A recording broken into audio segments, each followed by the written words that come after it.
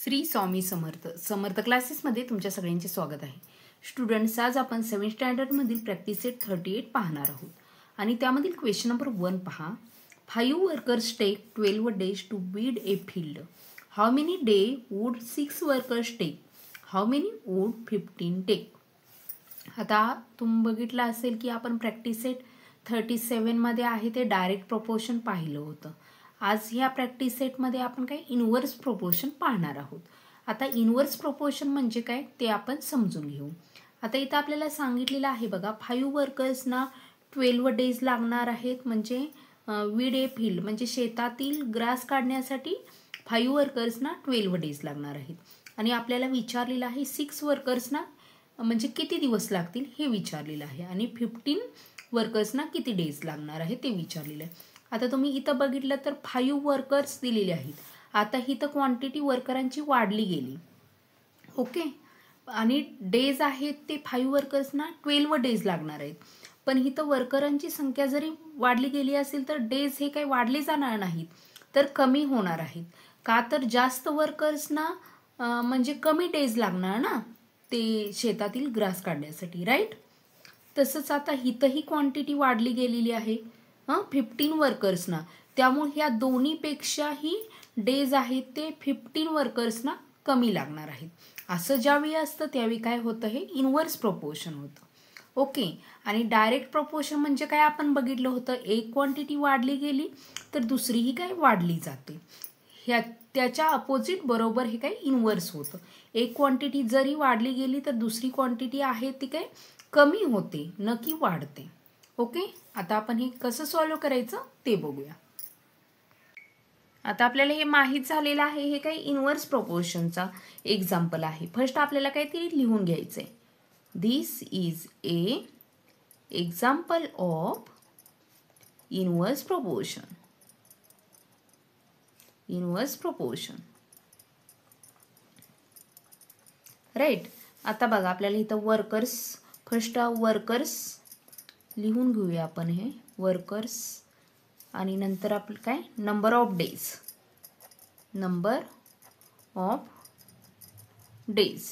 आता 5 वर्करांसाठी किती लागलेले आहेत डेज, तर 12 डेज लागलेले आहेत, राईट. आणि 6 वर्करांना आपल्याला काय विचारलेलं आहे इथं, आणि 15 वर्करांनाही आपल्याला विचारलेलं आहे किती हे लागणार आहेत डेज ते. आपण काय करूया तर 6 वर्करांना एक्स मानू, डेज लागणार आहेत म्हणून, आणि वाय म्हणजे 15 वर्करांना वाय मानू. ओके, ठीक आहे. आपण अशा पद्धतीने अगोदर काय लिहून घेऊया.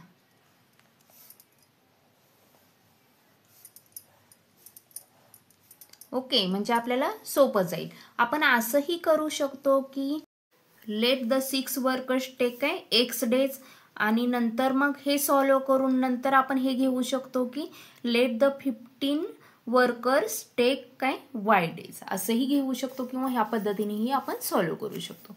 ओके, फर्स्ट आपण काय करूया तर ह्याची 6 वर्करांना किती डेज लागलेले आहेत ते फर्स्ट आपण काय सॉल्व्ह करू.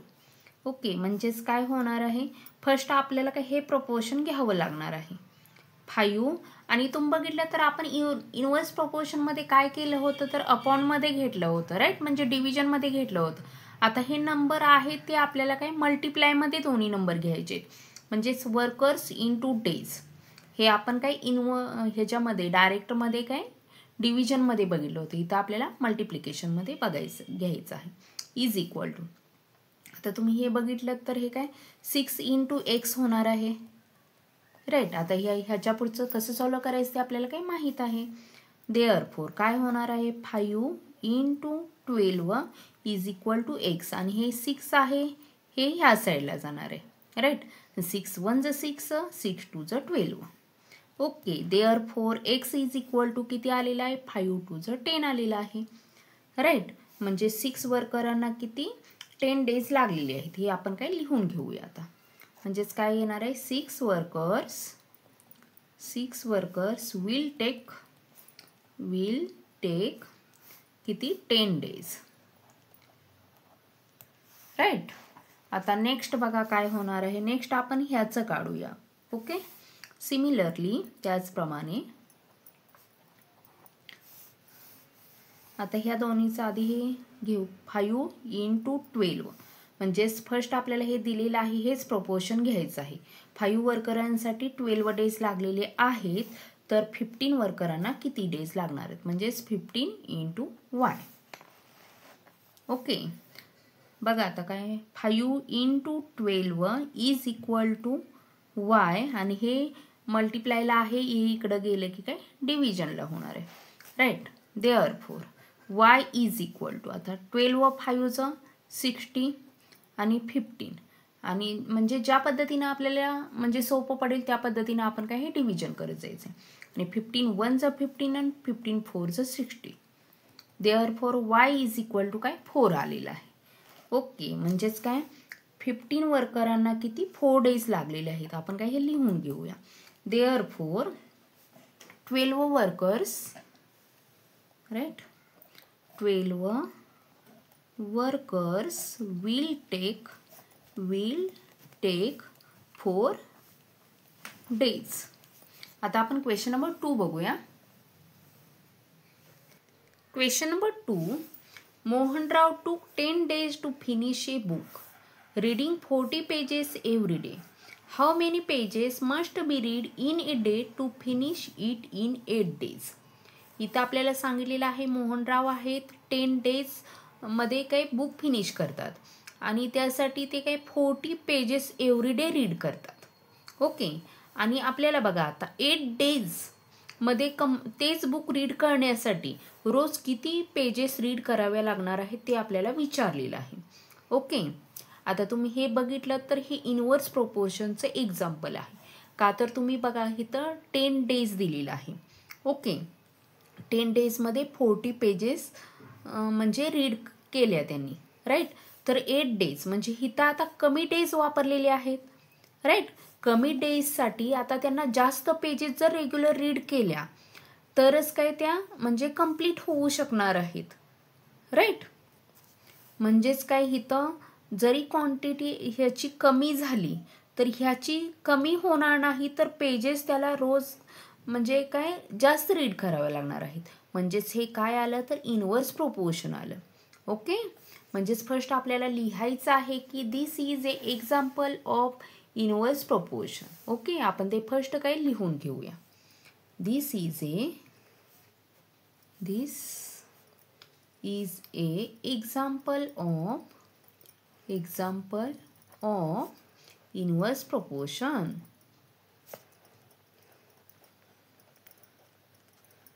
राईट आता आपण काय हे सॉल्व करू.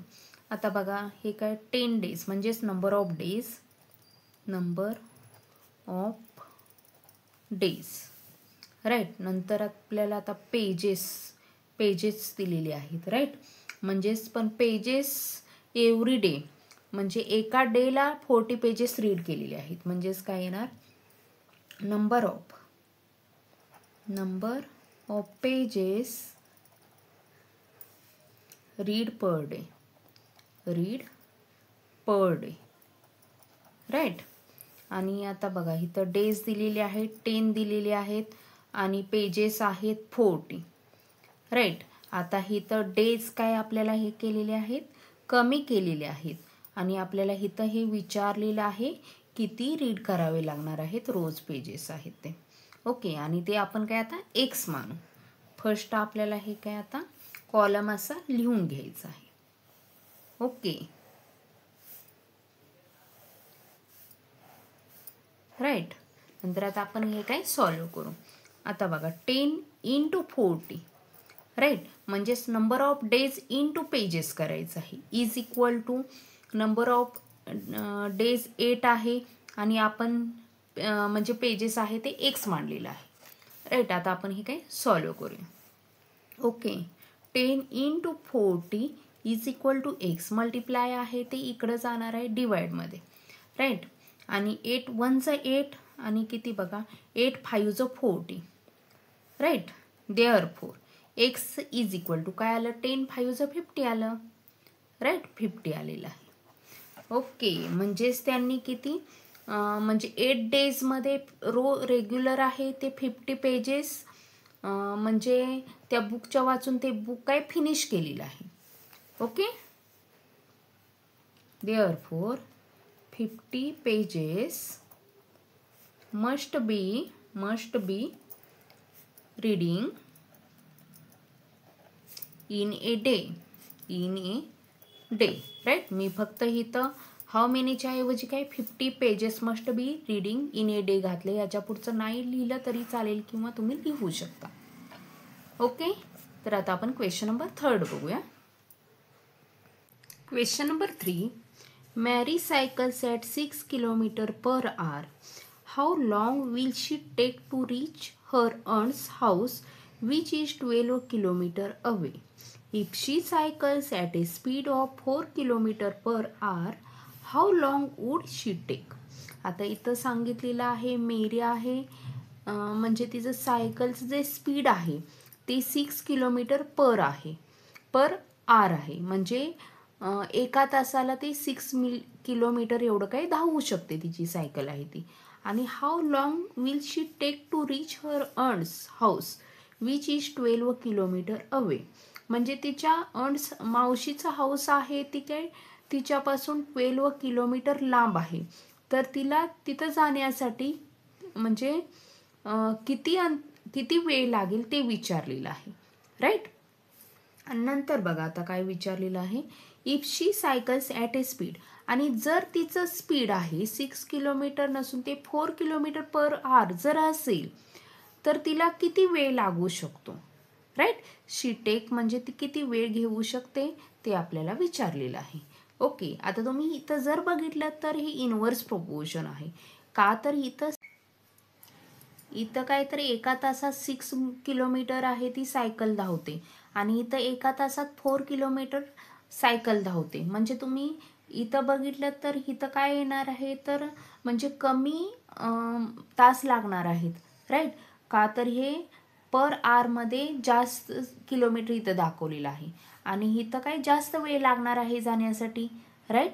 त्यामुळे हे काय येणार आहे तर इनव्हर्स प्रोपोर्शन येणार आहे. एक जरी इथं जरी म्हणजे कमी झालं तरी इथं काय वेळ वाढणार आहे. त्यामुळे हे इनव्हर्स प्रोपोर्शन आहे. आणि फर्स्ट आपल्याला काय ते लिहून घेऊया आपण. This is a inverse proportion. Okay. Inverse proportion. Right. आता बघा इथं काय दिली स्पीड दिलेला आहे, टाइम आपल्याला काढायचा आहे आणि काय डिस्टन्स दिलेलं आहे. ओके. म्हणजेच काय काय दिलेलं आहे स्पीड, टाइम आणि डिस्टन्स. ओके. आणि स्पीड दिलेला आहे 6 किलोमीटर पर आवर दिलेलं आहे. राईट. 6 किलोमीटर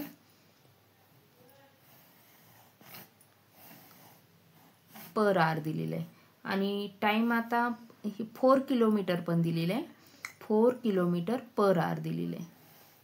आणि टाइम आपल्याला काढायचा आहे आणि इथं डिस्टन्स दिलेलं आहे 12 किलोमीटर. 12 किलोमीटर. आता दोन्ही सेम डिस्टन्स दिलेले.